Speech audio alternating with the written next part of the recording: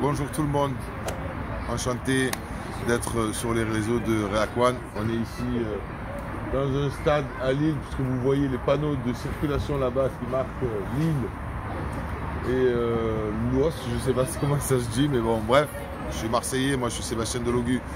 Vous me connaissez peut-être parce que j'ai brandi un drapeau palestinien à l'Assemblée nationale et je milite beaucoup. Je me suis rendu d'ailleurs moi-même à Rafah où j'ai pu rencontrer des familles dans des hôpitaux. Rafah côté égyptien, puisqu'on ne peut pas rentrer malheureusement du côté de la Palestine. Juste un petit message pour vous dire de rester vraiment mobilisés pour cette cause.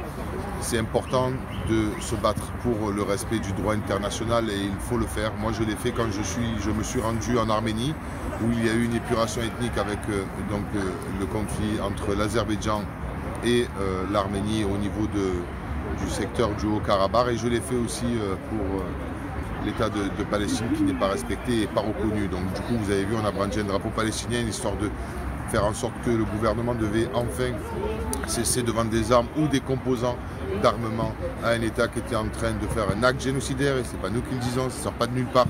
C'est bien évidemment des décisions de la Cour pénale internationale, la Cour internationale de justice, l'ONU et même aujourd'hui maintenant le Parlement européen. Et vous pouvez vous rendre compte qu'on était bien évidemment du bon côté de l'histoire, puisque aujourd'hui Netanyahou, qui est donc le Premier ministre israélien, a un mandat d'arrêt derrière lui, et donc du coup ça prouve que nous sommes du bon côté de l'histoire. Je vous embrasse, je vous remercie pour l'accueil. N'hésitez pas à partager cette vidéo et à en parler autour de vous, parler de cette cause, et mobilisez-vous quand vous avez à Lille des manifestations, allez-y. Vous ne pouvez pas aller tous les dimanches, ok, comme moi, au moins un sur deux, ou venez donner de votre temps et de vos personnes, c'est important. Je vous embrasse et allez l'OM. Ouais, bonjour, je m'appelle Benoît Tirmarche, je suis conseiller municipal ici à Ouascal et conseiller régional des Hauts-de-France. Et donc je suis venu apporter mon soutien aux militants de la FPS qui appellent au boycott de Carrefour par rapport aux exactions qui sont commises en Palestine évidemment, et la complicité de Carrefour vis-à-vis du gouvernement israélien. Et donc voilà, c'est cette opération de boycott, elle est importante à mener, surtout qu'on a vu sur un certain nombre d'autres multinationales que ça produit des effets et que progressivement un certain nombre de grands groupes internationaux renoncent à leurs activités commerciales et industrielles en Israël. Et on sait, notamment c'est l'Afrique du Sud qui l'a montré, que petit à petit, en déjouant les intérêts économiques et financiers d'un pays, il est amené à revoir sa politique, et donc c'est ça qu'on doit obtenir vis-à-vis du gouvernement israélien.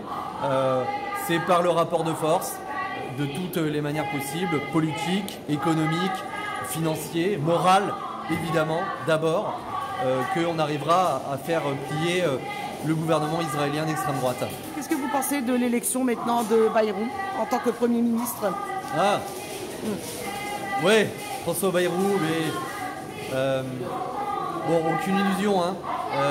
Il y a effectivement une petite musique qui essaye de nous vendre François Bayrou comme quelqu'un qui permettra de concilier les uns et les autres, de faire la grande synthèse de la grande coalition. Bon, il faut quand même bien se rendre compte que derrière les rideaux de ce grand spectacle, tout le monde le déteste. Voilà, je vous le dis. À droite, au centre, tout le monde le déteste. Et donc il faut voir cette nomination comme étant la dernière étape, probablement. François Bayrou, c'est un des derniers généraux, un carteron qui représente un carteron de généraux qui protège la citadelle macroniste. Et voilà, et c'est le dernier pion à dégager pour ensuite atteindre Macron. Voilà, c'est comme ça. C'est le résultat politique qui a été obtenu à l'issue des élections législatives. Les Français, dans leur grande majorité, ne veulent plus d'Emmanuel Macron. Lui-même n'est plus en capacité en fait de pouvoir diriger le pays. Il devient le nœud principal du blocage politique. Et donc il va falloir qu'il s'en aille pour enfin obtenir des réponses et une solution politique à ce blocage. C'est comme ça. Peut-être qu'il trouve ça injuste. Il a dit qu'il était élu pour 5 ans. Oui, effectivement. Mais sauf que, puisque là, il est devenu le nœud du blocage, c'est lui qui doit se dénouer et s'en aller. Et donc là, c'est une histoire de quelques temps. Février-mars, probablement, on y verra plus clair.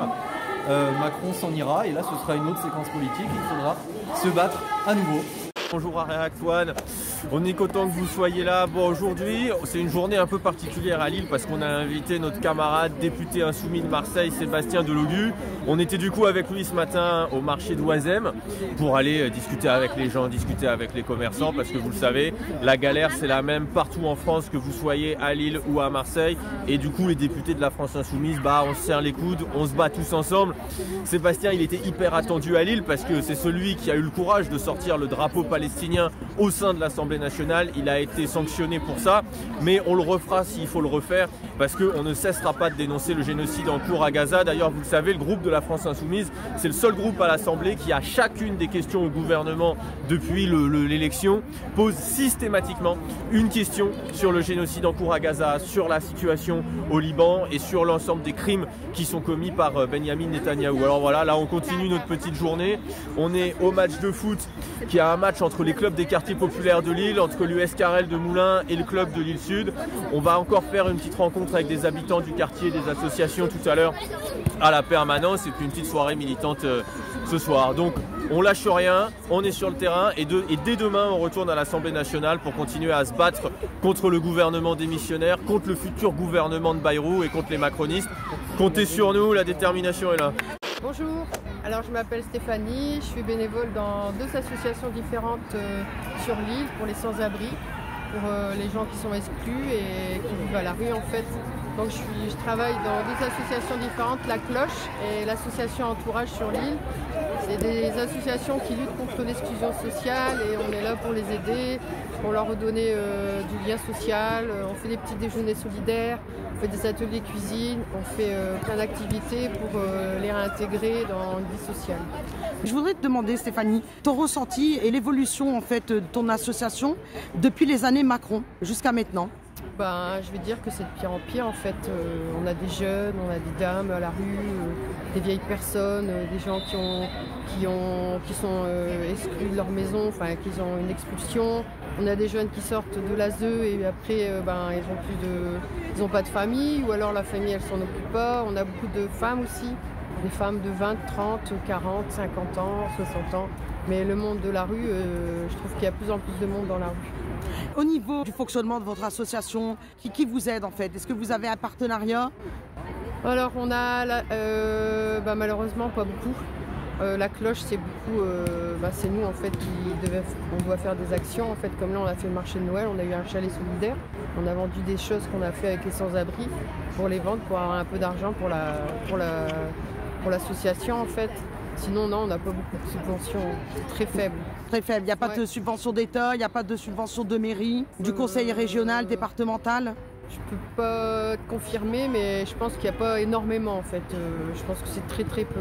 On doit se débrouiller par nous-mêmes en fait.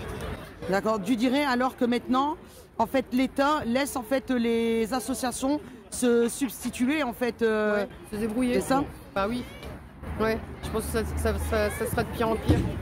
Oui, je pense aussi. Ouais, parce que on se souviendra aussi du discours, et je pense que tu dois t'en souvenir, juillet 2017. Monsieur Macron disait il y aura plus de sans-abri dans la rue en 2022, 24, 23, 24. Je pense que c'était, il me semble, son discours de juillet 2017. Ouais, il y a 2 jours autant. Donc il faudrait peut-être qu'il regarde à la télé. Sur la ville où j'habite, Béthune, il y en a un qui est décédé il y a 15 jours de ça. Une personne sans abri. Un monsieur qui avait 60 ans. Donc non, les sans-abri sont toujours à la rue malheureusement. Et là, avec ton association, tu constates que là, fin 2024, il y en a de plus en plus? Oui. Ouais, on a de plus en plus et n'importe quel âge en fait, tout âge. De 18 à 60 ans, 65. On est toujours dans la rue et heureusement qu'il y a des associations dans toutes les régions, toutes les villes pour les aider en fait parce que c'est triste. Un dernier mot pour dire comment on peut vous aider, comment on peut aider ton association, Stéphanie? Les aider, devenir bénévole déjà, Après, je pense que si le gouvernement échange, ça sera mieux. Et il y a plein de choses en fait pour les aider. Nous, on fait beaucoup d'actions, on récolte aussi des vêtements, comme là c'est l'hiver, des chaussures pour les associations. Et puis devenir bénévole, c'est bien aussi parce qu'on en a besoin. Ils peuvent donner de leur temps en fait. Après, c'est pas évident, mais quand on a du temps à donner, c'est bien de devenir bénévole. Est-ce que tu peux nous rappeler le nom de ton association? Comment vous joindre? Alors c'est l'association La Cloche, c'est à Lille. Donc on est sur les réseaux sociaux, on est sur Instagram et Facebook. Et il y a aussi Entourage aussi. À Lille aussi, Facebook, Instagram. Et Entourage, on a une application spéciale aussi. Où là, on peut télécharger l'application Entourage et s'inscrire, devenir bénévole et on voit toutes les activités, toutes les actions qu'on propose pour y participer.